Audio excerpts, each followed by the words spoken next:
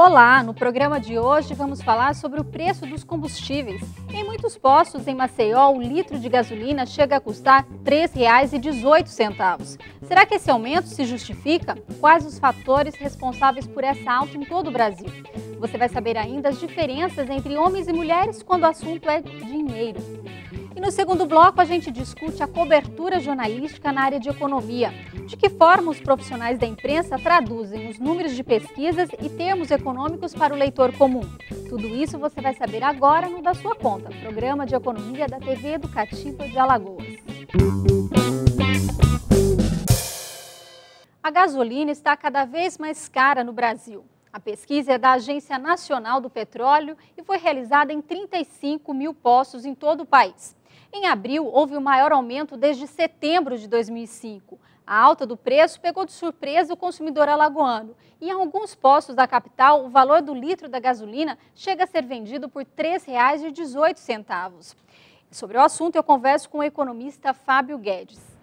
Fábio, quais os fatores responsáveis por essa alta no preço da gasolina? Veja só, Maria, há uma pressão internacional muito grande, né, sobre o preço do barril de petróleo em razão, primeiro, dos conflitos, né, políticos no norte da África e, segundo, porque o petróleo ele é uma commodity e, como commodity, tem um mercado de compra e venda. Esse mercado de compra e venda virou um espaço de especulação, né, para quem gosta de correr riscos e investir no mercado internacional. Então, há contratos futuros, ou seja, a negociação de contratos de produção de petróleo, compra e venda de petróleo, que ainda nem foram realizados a produção. Então, isso há um movimento de especulação que contamina os preços. Então, o que acontece? O nosso combustível, a gasolina, né, o petróleo usado para fabricar combustível, ele é importado, ele não é fabricado pela Petrobras. Então, nesse sentido, a Petrobras acaba repassando os custos, né, do barril de petróleo, né, aquele que é apropriado para a produção de gasolina, para, não é, o mercado brasileiro. É tanto que já faz mais ou menos um ano, praticamente, que a Petrobras vem sustentando o preço, né, da gasolina. Inclusive, o ministro da Fazenda disse que pode haver agora um repasse por parte da Petrobras. Então, se a gente acha que já está cara a gasolina, pode subir um pouco mais ainda por conta desse Provavelmente, reajuste. pode subir um pouco mais ainda. E também tem a razão dessa gasolina ter subido tanto, né, o fato dos produtores de álcool anidro no Brasil, né, eles terem trocado a opção de produzir álcool, que compõe a gasolina em 25%, para produzir açúcar, porque justamente o açúcar é uma commodity internacional e no mercado mundial também a cotação do açúcar está muito mais alta. Então houve uma preferência para produzir açúcar. Agora, Fábio, não existe nenhuma regulamentação, o governo não fica de olho nisso para saber se essa demanda está sendo suprida aqui no nosso país? Veja, no caso do comportamento da Petrobras, o governo e a própria Petrobras já agiu em interesse, né, em termos de estratégia, em nome do interesse nacional, ao segurar o preço, né, da gasolina e do petróleo importado para passar para os preços finais, no caso na bomba, né? Então isso já vem sustentando, como eu falei, mais ou menos há um ano.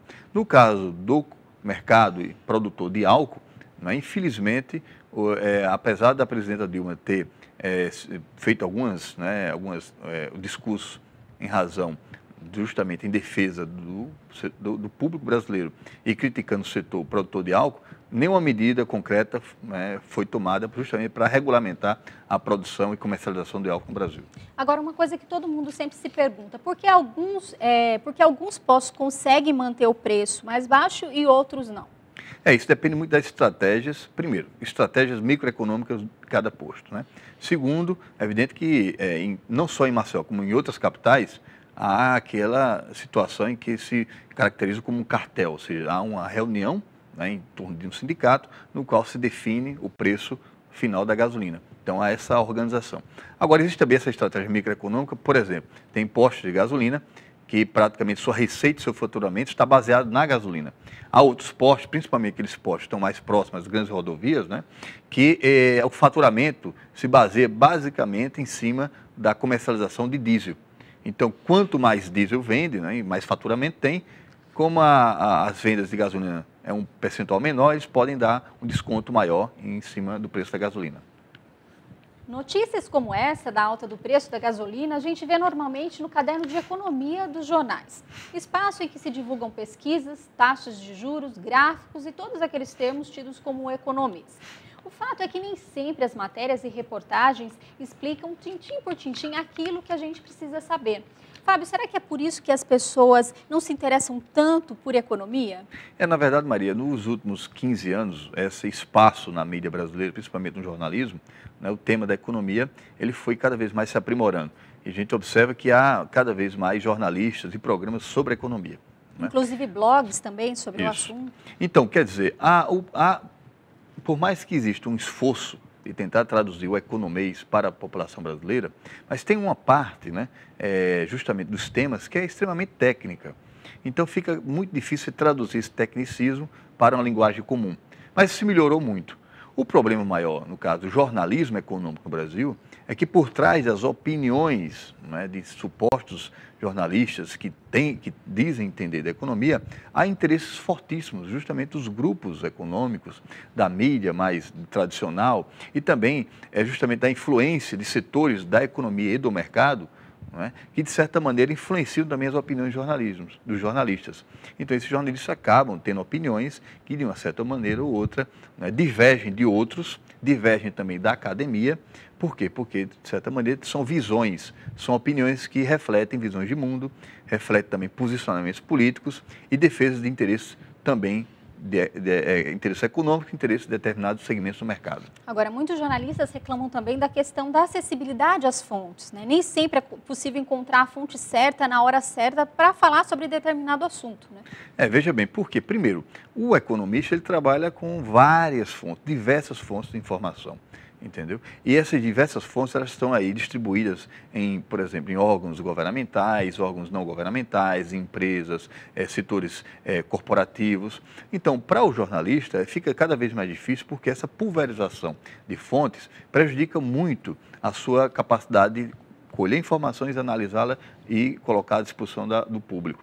Então, por isso que uma boa parte dos jornalistas eles recorrem, primeiramente, né, basicamente, aos próprios economistas, porque eles já têm condições de fazer essa reunião, sabem as fontes onde estão as informações, já fazem as suas análises, e por isso que quando isso vai para o jornalista, já vai, de certa maneira, não é, com um perfil, um viés de análise, que acaba o jornalista repassando isso para o público. E você acha que na maioria das vezes, né, você que é acostumado a dar entrevistas a muitos órgãos de imprensa, tudo que o economista diz normalmente sai a contento, é exatamente aquilo, o jornalista consegue captar aquela mensagem e transmitir isso para o leitor? Depende muito do jornalista que está buscando a informação. Evidentemente, no geral, boa parte do que é passado para o jornalista passa de forma fidedigna. Entendeu? Agora, principalmente os grandes veículos de comunicação, nem tudo aquilo que nós falamos, que os economistas falam e que os jornalistas tentam buscar neles, né, sai da forma correta. Às vezes há desvios de informação, há uma certa editoração, então há recortes. Então, de certa maneira, a opinião dos economistas ou dos especializados, eles, algumas vezes, de forma produzida pelo próprio veículo de comunicação, porque ele quer passar uma informação. Essa informação, ela depende muito do interesse do programa, do interesse editorial do programa, tudo isso. Então, não são todas as vezes que a informação ela vai de forma não é fidedigna. Bom, e nesse intuito de simplificar, né, de levar mais mastigada aquela informação para o leitor, você acha que a especialização por parte do jornalista também, nesse setor de economia, também é importante? É importantíssimo, porque, veja só, os grandes veículos de comunicação, mais ainda no jornalismo, escrito, né? Ou seja, nos jornais escritos. Há digamos assim, um segmento de jornalistas que se especializaram em economia. É importante porque, como eu falei, como exige um tecnicismo muito grande, isso está um pouco distante dos jornalistas, então um curso de aperfeiçoamento, entendeu? Isso requeriria, digamos assim, uma competência muito grande, tanto do jornalista, e aperfeiçoaria a sua capacidade de análise. E no próximo bloco a gente fala sobre como homens e mulheres lidam com o dinheiro. É daqui a pouquinho, voltamos já já.